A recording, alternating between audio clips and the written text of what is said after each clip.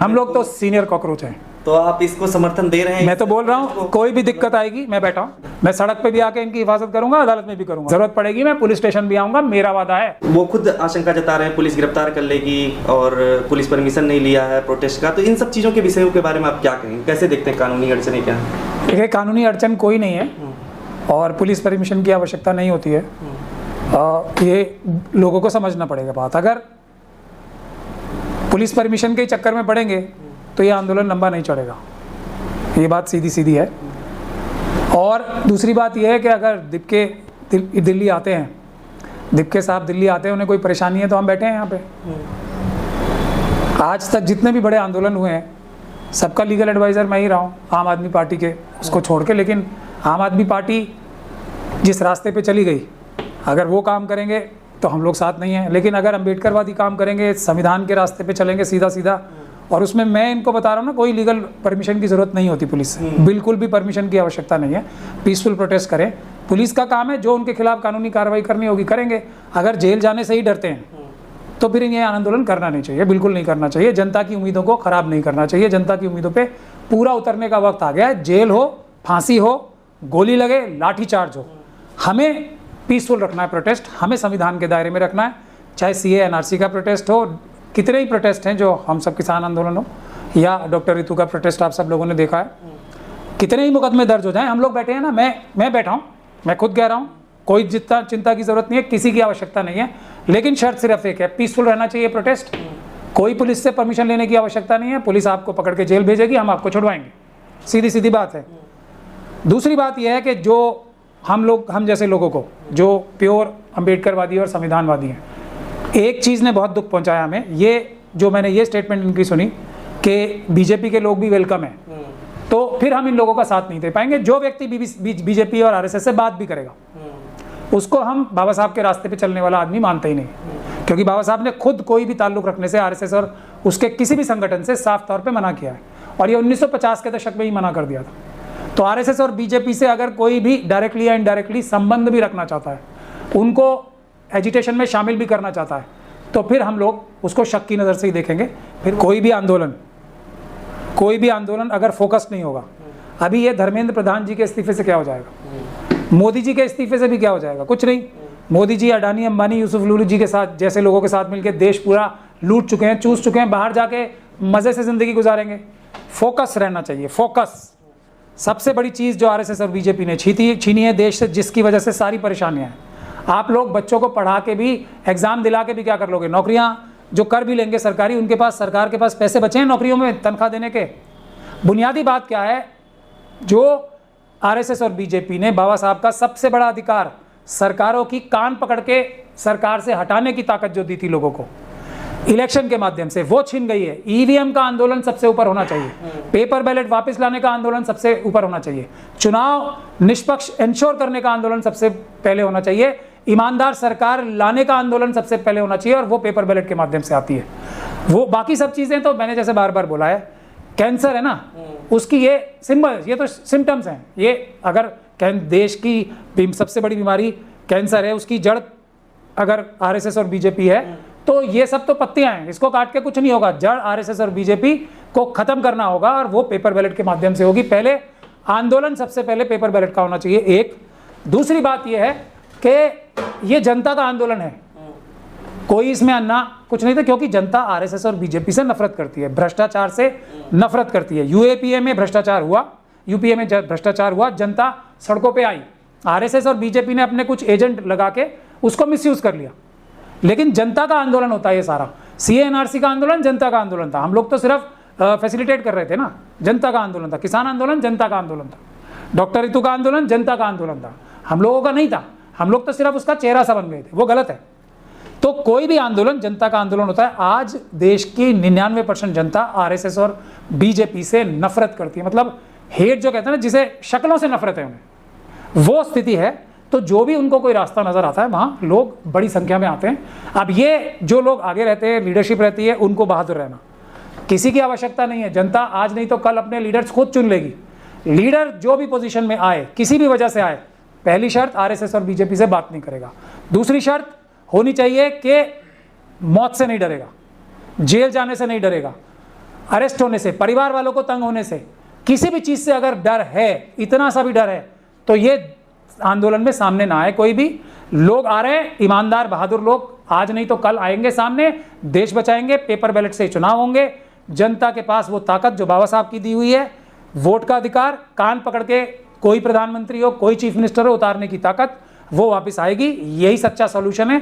बाकी हमारे देश में नेपाल और बांग्लादेश जैसी, श्रीलंका जैसी स्थिति ना आए, उसको ना आने देने के लिए हम लोग इतनी मेहनत कर रहे हैं। लेकिन सर ये जो कह रहे हैं कि आरोप अभी तो वर्चुअली मतलब वैसे लगाया जा रहा है ट्विटर पे या तमाम जगहों पर कि ये पाकिस्तानी है, फंडिंग इसकी कहीं और से हो रही है, तमाम इसके आरोप लग रहे हैं। तो क्या लग रहा है, बीजेपी तोड़ने फोड़ने की कोशिश करेगी? अब ये टूट जाएगा आंदोलन, गिरफ्तार कर लिया जाएगा अभिजीत को, उसके बाद टूट जाएगा, या कुछ आपको लग रहा है इस तरीके की संभावनाएं बन सकती हैं? अन्ना आंदोलन, अन्ना टूट गए, वो तो थे ही आरएसएस के, कुछ फर्क पड़ा?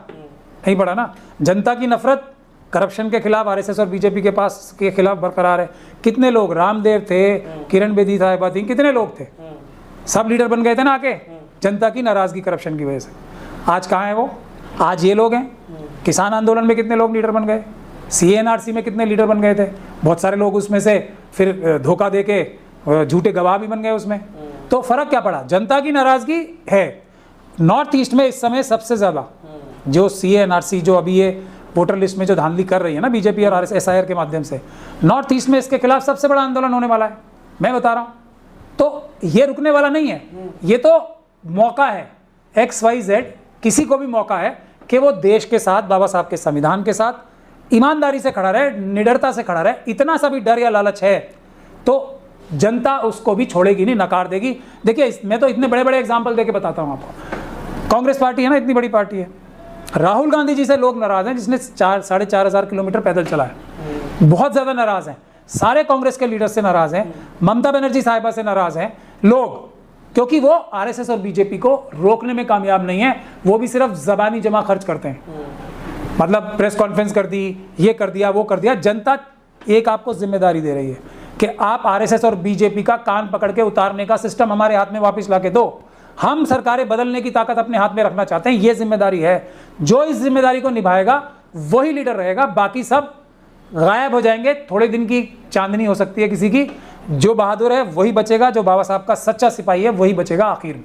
सोनम वांगचुक जैसे जो लोग नाम, जिनके नाम सामने आ रहे हैं, वो खुलकर के सपोर्ट कर रहे हैं, तो आपको क्या लगता है? कुछ लोग कह रहे हैं इनका तो बीजेपी से संबंध रहा है, आपको भी कुछ ऐसा लगता है? मैं तो देखिए, अगर किसी ने बीजेपी आरएसएस से हमारे जैसे लोगों की बात ना सुन के संबंध रखा और धोखा खाया, तो एक बार धोखा खा लिया। लेकिन सोनम वांगचुक साहब फिर बात करना चाहते हैं अमित शाह जी से। अब एक बार धोखा खा के दोबारा धोखा खाना चाहते हैं तो फिर वो धोखे ही खाते रहेंगे, फिर वो समझदार लोग नहीं है। सीधी सीधी बात है। पहले, इसीलिए मैं सबसे बड़ी बात बता रहा हूँ, कोई भी आंदोलन में आरएसएस और बीजेपी को देश से की सत्ता से हटाना ही सबसे बड़ा आंदोलन है। उसके बाद कोई भी आएगा तो वो इनसे ज़्यादा ईमानदार होगा, तय बात है। कोई भी आ जाए, कितने भी बड़ा सा बड़ा, मतलब बुरे से बुरा भारतीय भी आ जाएगा ना, तो वो इजराइल को अपना फादरलैंड नहीं कहेगा। जैसे प्रधानमंत्री के पद पे बैठे हुए बीजेपी और आरएसएस के सबसे बड़े नेता ने फादरलैंड बोल दिया। ये है ना, इतनी हद तक, इतनी हद तक कोई नहीं जाएगा। तो मोदी जी से, आरएसएस और बीजेपी से कोई भी अच्छा होगा। जो भी व्यक्ति, ये मैं, जो लोग मेरी बात सुनते हैं, मैं उनको तो कम से कम सलाह दे ही सकता हूं ना। आरएसएस और बीजेपी के किसी भी व्यक्ति से, जो व्यक्ति बात भी करना चाहता है, उस पर भरोसा करने लायक वो व्यक्ति ही नहीं है। या तो वो बेवकूफ़ है, समझदार नहीं है, या वो आरएसएस और बीजेपी का किसी ना किसी रूप में एजेंट है। सीधी सी बात है, बात ही क्यों करनी है? 1% लोग भी नहीं है, ये सब मिला के भी 1% नहीं है। ये आरएसएस और बीजेपी का पूरा जो गैंग है ना, करप्शन वाला, अडानी अंबानी, यूसुफ लुलू जैसे लोगों वाला, आरएसएस और बीजेपी के कार्यकर्ताओं वाला। अब एक क्या, एक भी मैं बहुत ज़्यादा बता रहा हूँ, 0.1% लोग भी नहीं है। इनसे बात भी क्यों करनी है? इनको सबको पकड़ के जेलों में डालना, कानूनी रूप से निष्पक्ष ट्रायल करके जेल में डालना हम सब लोगों का फर्ज है। इनसे जितने पैसे इन्होंने लूटे हैं वापस लेके जनता में बांटना हमारा फर्ज है। जनता में खुशहाली तभी आएगी जब इन लोगों के, अब तो खुशहाली कैसे आएगी? मोदी जी, अमित शाह जी, इनके सारे लोगों को पकड़ के जेलों में डाल के इनसे जो पैसे लूटे हैं अडानी अंबानी यूसुफ लुलू जैसे लोगों ने, वापस लेके देश की अर्थव्यवस्था में वापस डाल के ही तो खुशहाली आएगी। और कैसे खुशहाली आएगी? सब कुछ तो लूट गए, सब कुछ चूस गए, फर्टिलाइजर नहीं है देश में। ये जो जायनिस्ट ताकतें हैं, एप्स्टीनिज्म की जो ताकतें हैं, एप्स्टीन टाइप के लोग हैं जो इजराइल में जाके, जिससे मोदी जी को बहुत गले मिलने की बहुत शौक है, एप्स्टीन टाइप लोगों से, उनसे क्या है? क्या लेना चाहते हैं ये उनसे? एप्स्टीन मानसिकता। तो इन लोगों से तो बात ही करना बेकार है। इन लोगों को हमें कानूनी रूप से सजा देके इनसे अपना देश और देश की संपदा वापस लानी है। ये है बुनियादी मुद्दा। वरना किसी प्रधान साहब के इस्तीफे से कुछ नहीं होने वाला, किसी मोदी साहब के इस्तीफे से कुछ नहीं होने वाला। सब कुछ तो लूट चुके हैं, क्या बचा है? जो ये 500 550 बीजेपी ने दफ्तर बनाए, उसमें सब में हॉस्टल बनने हैं इन्हीं बच्चों के पढ़ने के लिए। ये जो 5 स्टार बने हैं ना सारे, हर डिस्ट्रिक्ट में ये हॉस्टल है, ये हमारे बच्चों का हॉस्टल है। भरोसा रखें, हम लोग अंबेडकरवादी आएंगे, आरएसएस और बीजेपी की एक एक प्रॉपर्टी जनता को देंगे, बच्चों को देंगे, पढ़ो लिखो आराम से अपनी अच्छी फैसिलिटीज के साथ। जितना लूटना है लूट लें, सब वापस ले लेंगे, ये हमारी गारंटी है। आप भी अपने आप को कॉकरोच समझते होंगे, तो क्या आप इस हम लोग तो सीनियर कॉकरोच हैं, तो आप इसको समर्थन दे रहे हैं? मैं तो बोल रहा हूँ कोई भी दिक्कत आएगी, मैं बैठा हूँ, मैं बैठा हूँ ना, और मैं बाकी लोगों की तरह हवा में बात नहीं करता हूँ। मैं सड़क पे भी आके इनकी हिफाजत करूंगा, अदालत में भी करूंगा, जैसे मैंने पहले आंदोलनों में की है। मैं बाकी बड़े बड़े वकीलों की तरह एसी कमरे में बैठ के नहीं, जरूरत पड़ेगी मैं पुलिस स्टेशन भी आऊंगा, मेरा वादा है। ये याद रखना, ये अंबेडकरवादी का वादा है। जहां भी ले जाएंगे डरने की जरूरत नहीं है, लेकिन आरएसएस और बीजेपी के लोगों से बात भी नहीं करनी है, बात भी नहीं करनी है। बात भी करोगे तो मेरे जैसे लोग नाराज होंगे। आप बात करना चाहेंगे जो इस मूवमेंट को आगे ले जा रहे हैं अभिजीत दीप के? मैं तो बैठा हूँ ना, कुछ भी डिफिकल्टी आएगी मैं बैठा तो हूँ। ये दिल्ली में है, दिल्ली से यहाँ से मेरे ऑफिस से कुछ ही दूर है जंतर मंतर। और जंतर मंतर में जब मैं जाता हूँ तो आप सब लोगों ने देखा है, पुलिस अपनी लिमिट में रहती है, कानून के दायरे में रहती है। मगर मुझे जाने की भी जरूरत नहीं है। ये लोग बच्चे हैं, अच्छे बच्चे हैं, काम करें। सिर्फ एक खराबी इनमें आ रही है, एक तो इन 2 खराबियां, एक तो फोकस नहीं है इनका, फोकस होना चाहिए पेपर बैलेट के लिए, बाकी सब बुराइयां इसी से दूर होंगी। दूसरा, आरएसएस और बीजेपी के लोगों से अभी भी ये बात करना चाहते हैं, उनका समर्थन लेना चाहते हैं, उनको अपने अंदर बुलाना चाहते हैं। दूध में फिटकरी डालते हैं तो पता क्या होता है आपको? इतनी सी भी इनका जो दूध है ना, उसमें आरएसएस और बीजेपी फिटकरी की तरह है। बिल्कुल भी बात भी नहीं करनी है, बाकी इनकी मर्जी है, हमारी सलाह माने या ना माने। अगर ये मुसीबत में आएंगे तो मैं बैठा हूँ उनके। ये तो कह देंगे सर, कुछ लोग भड़का रहे हैं फिर इस तरीके से कि इस मूवमेंट में अब लोगों को मौका मिल गया है, मतलब वही कॉकरोच निकल के। नहीं, कॉकरोच तो मेरे ख्याल से जो भी अपने आप को जिस नज़र से कॉकरोच बोला गया है, आरएसएस और बीजेपी के लोग कॉकरोच ही समझते हैं हम सब लोगों को। और ये चीफ जस्टिस साहब के खिलाफ नहीं था गुस्सा, मैं आपको फिर क्लैरिफाई कर रहा हूँ। ये गुस्सा आरएसएस और बीजेपी के खिलाफ था। सिर्फ चीफ जस्टिस साहब ने अगर वो बोला भी है नहीं भी बोला है, उससे एक रास्ता मिल गया। नफरत नफरत नफरत ये आरएसएस और बीजेपी के लोगों से है, जो किसी के ऊपर भी जाके चिपक सकती है। अगर कोई भी व्यक्ति आरएसएस और बीजेपी को बचाता हुआ लगता है, या कोई भी व्यक्ति आरएसएस और बीजेपी को प्रोटेक्ट करता लगता है, तो ये जो नफरत है ना आरएसएस और बीजेपी के प्रति, किसी के ऊपर भी जाके चिपक सकती है। ये बात तय है। अभिजीत का कहना है कि अगर मैं दिल्ली आता हूँ तो मुझ पर हमला भी हो सकता है, जिस तरह से उन्हें पहले धमकी भी मिल चुकी है जब ये पार्टी बनाई थी सोशल मीडिया पर। क्या लग रहा है कि हम जैसे लोग, फिर मैं बोल रहा हूँ, मैं बैठा हूँ ना, आए हम उनको प्रोटेक्शन दिलवाएंगे। हमने कितने अपने क्लाइंट्स को प्रोटेक्शन दिलवाई है पुलिस की? मेरे कितने सारे क्लाइंट्स हैं जिसको अदालत से मैंने पुलिस प्रोटेक्शन दिलवाई है। कोई भी दिक्कत है, हमारे ऑफिस के दरवाजे 24 घंटे खुले, कोई दिक्कत नहीं है, आराम से प्रोटेस्ट करें, लेकिन प्रोटेस्ट पीसफुल होना चाहिए, बाबा साहब के संविधान के दायरे के अंदर होना चाहिए। संवैधानिक डिमांड्स, पीसफुल तरीका, बाकी सब हम लोग देख लेंगे, डरने की कोई आवश्यकता। और ये जो सवाल है कि कांग्रेस जो है खुलकर के समर्थन क्यों नहीं कर रही है, आपको क्या लग रहा है पार्टी में तब्दील हो जाएगी तो इससे कुछ डर आ जाएगा? फिर वही बात है, कांग्रेस से नाराज है जनता। अगर ये कांग्रेस का समर्थन लेंगे, किसी भी पॉलिटिकल पार्टी का समर्थन ले रहे हैं या लेंगे, तो जनता इनको भी वैसा ही समझेगी ना। अगर ऑपोजिशन पॉलिटिकल पार्टीज अपनी जिम्मेदारी पूरी कर रही होती तो इनकी जरूरत ही क्या थी फिर? भाई ये 60% लोग आज राहुल गांधी जी किसको रिप्रेजेंट करते हैं? राहुल गांधी जी देश के 60% वोटर्स को। अगर वो सफल हो जाते तो इनकी क्या किसी और की जरूरत ही कहां पड़ती? वो फंसे हुए हैं अपने किन चक्कर में, जो उनके चारों तरफ आरएसएस ने स्लीपर सेल डाल दिए हैं, और वही स्लीपर सेल्स ये इनवाइट कर रहे हैं कॉकरोच जनता पार्टी वाले के, बीजेपी वाले भी आ सकते हैं। स्लीपर सेल्स आ गए तो खत्म। आरएसएस और बीजेपी के किसी भी व्यक्ति से बात भी कर ली, खत्म। हमारा तो ये रास्ता है। बाकी तो अगर ये समझदार लोग हैं, यंगस्टर्स को तो समझ है, पूरी समझ है इन्हें, बिल्कुल समझ से काम करेंगे तो फायदे में रहेंगे। अगर ये देखेंगे कि आरएसएस वालों से थोड़ी मदद मिल जाएगी, पुलिस हम पे कम लाठी चार्ज करेगी, इसलिए आरएसएस वालों से भी बात कर लें, बीजेपी वालों से भी बात कर चलें, तो फिर ये आंदोलन ज्यादा दिन चलेगा नहीं। अंतिम सवाल है कि जो ये प्रदर्शन हो रहा है, इसको जैसे अभिजीत तो पुलिस उसमें थाने में जाएंगे परमिशन के लिए, लोग अगर आते हैं तो क्या उनको डिटेन किया जाएगा, सारी चीजें की जाएंगी, तो क्या इसका मतलब हासिल क्या होगा उससे? देखिए लोग, आप कैसे देख रहे हैं इससे, क्या कुछ बदलाव होगा इससे शुरुआत हो या कुछ? देखिए, जनता को एक तरीके से प्रैक्टिस होगी, कुछ भी नहीं होगा ना, तो प्रैक्टिस होगी कि हमें सड़कों पे आना ही है। संस्थान हमारे कमजोर हो रहे हैं। राहुल गांधी जी तो क्या क्या बोल रहे हैं, कि सब वहीं से इन्फॉर्मेशन मिल रही है। अब राहुल गांधी जी तो ऐसे बोल रहे हैं जैसे कोई वो छुप के दे रहे हैं, वो लीडर ऑफ द ऑपोजिशन है। अगर कोई भी संस्थान में बैठा व्यक्ति उनको इन्फॉर्मेशन दे रहा है तो वो ऑफिशियल इन्फॉर्मेशन होती है। वो एक बहुत बड़े पद पे बैठे हुए हैं, उनको इन्फॉर्मेशन देने का मतलब है उस इन्फॉर्मेशन पे उन्हें कार्य करना है, और कार्य करना उनका एक ही है, आंदोलन करना है। पार्लियामेंट में कोई फायदा नहीं होता ना, कुछ भी बोल लो आप, कितना भी अच्छा है कितना बुरा बोल लो, कोई फर्क पड़ रहा है? वो तो आरएसएस के जो अलग अलग मेंबर्स हैं या उनके समर्थक हैं, ओवैसी साहब नहीं बोलते इतना अच्छा, राहुल गांधी जी से तो अच्छा बोलते हैं वो ओवैसी साहब, खूब मोदी जी को खूब खरी खोटी सुनाते हैं, लेकिन है तो वो आरएसएस के आदमी। तो ये बोलने से कोई फायदा नहीं होगा। आंदोलन, राहुल गांधी जी को सड़क पर उतर के आंदोलन करना पड़ेगा। और जैसा आपको मैं फिर बता रहा हूँ, हम लोग बैठे हैं ना, कुछ भी होगा तो हम लोग देखेंगे। जनता के लिए भी बोल रहा हूँ मैं, कोई ये जो फेसेस हैं कॉकरोच जनता पार्टी के, उनके लिए नहीं बोल रहा हूँ।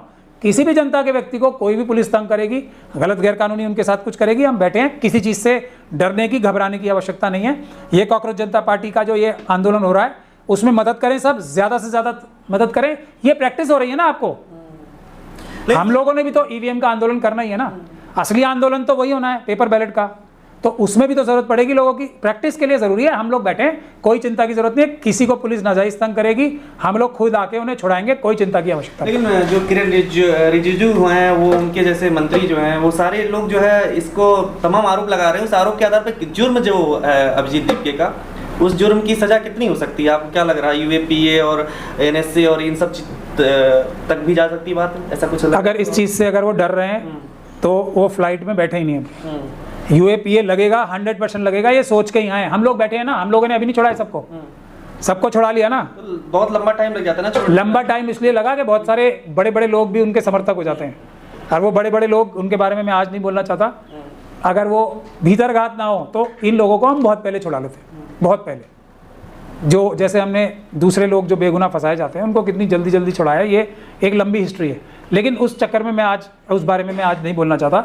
अगर डर है, हो सकता है 5 साल भी अंदर आना पड़े जेल, अगर ये डर है दिल में तो फिर इंडिया आने की आवश्यकता नहीं है। ये बाबा साहब ने ये सोचा था, भगत सिंह ने ये सोचा था कि कल मैं नहीं रहूँगा, फांसी चढ़ जाऊँगा मैं, तो अगर वो वाली भावना है तब आएँ, वरना देश के अंदर भी लोग हैं, कोई दिक्कत नहीं है, हमारा देश है, हम ही बचाएंगे, अम्बेडकरवादी देश बचाएंगे, दुनिया की कोई ताकत भारत को कमजोर नहीं। धर्मेंद्र प्रधान, अंतिम रूप से आपसे यही है कि धर्मेंद्र प्रधान क्या इस्तीफा देंगे? इसके बाद आपको लग रहा है इतना दबाव पड़ेगा, इस्तीफा दे देंगे, या अभी तक तो कोई मंत्री इस्तीफा नहीं दिया है कोई चीज? अच्छा, धर्मेंद्र प्रधान जी इस्तीफा दे देंगे या नहीं देंगे विषय नहीं है ना, वो दे दिया तो कोई अगला जो आएगा वो बहुत ईमानदार और शरीफ व्यक्ति आएगा। नहीं, सवाल ये अगर मोदी जी जो मोदी जी कि नहीं देंगे, आपको मैं आपसे बुनियादी सवाल पूछ रहा हूँ, इस्तीफे से क्या फर्क पड़ेगा? कोई धर्मेंद्र प्रधान जो होता है वो सीरियल 2 आ जाएगा, वो इनसे भी ज्यादा खतरनाक होंगे। मोदी जी इस्तीफा दे देंगे तो मोदी जी से बड़े ही व्यक्ति आएंगे कोई प्रधानमंत्री के पद पे बैठने के लिए। तो बीजेपी क्यों नहीं लाती फिर दूसरे को? मैं कह रहा हूँ ना, फर्क क्या पड़ेगा? दूसरे को लाएं, तीसरे को लाएं, अमित शाह जी को बना दें, तो फर्क क्या पड़ जाएगा? जो आज हो रहा है वही होगा। हमें फर्क डालना है या किसी व्यक्ति विशेष से हमारी कोई लड़ाई है? मोदी जी से लड़ाई थोड़ी है, उनके कारनामों से लड़ाई है। आप ये समझिए ना, हमें किसी के चेहरे से लड़ाई थोड़ी है। मोदी जी लाखों करोड़ों रुपए इतना अपना मेकअप वेकअप पे खर्च करते हैं, हमें कोई परवाह थोड़ी है उससे। कोई अगर मोदी जी इतना सुंदर नहीं व्यक्ति बनेगा प्रधानमंत्री, हमें क्या फर्क पड़ रहा है? या इनसे भी ज्यादा सुंदर व्यक्ति बन जाएगा कोई अमित शाह जी, और भी अपना चेहरा बेहतर करके ले आएंगे, उससे हमें क्या फर्क पड़ रहा है? काम, हमारी विषय से लड़ाई है, व्यक्ति से लड़ाई नहीं है, हमारी कामों से लड़ाई है, हमारी विचारधारा से लड़ाई है, हमारी संविधान को। लड़ाई तो बढ़ती जाएगी अगर इस्तीफा नहीं देंगे। बिल्कुल, इस्तीफा तो मोदी जी इस्तीफा दे दें, लड़ाई तो तब भी खत्म नहीं होगी ना। लड़ाई जब खत्म होगी जब बाबा साहब का संविधान लोगों के सही काम आएगा। तो इस्तीफा मांगना चाहिए प्रधानमंत्री का, आपको लग रहा है? इस्तीफा से कुछ नहीं होगा। प्रधानमंत्री जी को हम बता रहे हैं, मोदी जी को जेल जाना है, इसीलिए हम उनकी लंबी उम्र की दुआएं करते हैं। पैसा भी तो वही बताएंगे कहाँ कहाँ अडानी जी ने लगा दिया, पैसा कैसे आएगा वापस? अगर प्रधानमंत्री जब जाएगी तभी तो जेल जाएंगे सर। नहीं, ये आप लोगों को बहुत बड़ी गलतफहमी है। सरकार, सबसे बड़ी सरकार तो जनता है ना, यही हम बार बार सिखा रहे हैं। सब संस्थानों से ऊपर, अगर सुप्रीम कोर्ट के चीफ जस्टिस भी हैं, पब्लिक सर्वेंट है ना, जनता के नौकरी तो हैं। यही हम लोगों को चीजें समझा रहे हैं कि पार्लियामेंट से भी बड़ी जनता है। जनता, मैं आपको कॉन्सेप्ट समझाता हूं। अगर जनता मेंबर ऑफ पार्लियामेंट बनाए 5 साल के नौकर, 5 साल के ही नौकर है ना, टेम्परेरी जॉब है। अगर मालिक जनता ये कह दे कि बीच में से ही हमने तुम्हारी नौकरी विड्रॉ कर ली, तो वो जनता की आवाज रहती नहीं उनके पास। जनता अगर सड़कों पे आके ये कहे कि हमने अपने मेंबर ऑफ पार्लियामेंट से अपनी आवाज वापस ले ली, ये तो हमारे खिलाफ काम कर रहा है। भारत में भी वो कानून नहीं है रिकॉल का, लेकिन कॉन्सेप्ट तो है। अगर किसी मेंबर ऑफ पार्लियामेंट की 60% जनता जाके सड़कों पे जाके कहे कि हम इसे अपना मेंबर ऑफ पार्लियामेंट नहीं मानते, अपने मेंबर ऑफ पार्लियामेंट को, उसका मतलब क्या हुआ, कॉन्सेप्ट क्या हुआ, आवाज वापस, नौकरी खत्म। ये जनता को सिखा रहे हैं हम, ये बाबा साहब देके गए हैं, इसको समझना है और इसका सही इस्तेमाल करके हर नौकर को जो प्राइम मिनिस्टर बन जाए ईवीएम के माध्यम से या पेपर बैलेट के माध्यम से भी, उसको ये पता होना चाहिए कि मेरे मालिक आएंगे, मेरा कान पकड़ेंगे, उतार देंगे, इसलिए मैं हाथ जोड़ के ठीक ठीक काम करने की कोशिश करूं। ये है बुनियादी बात।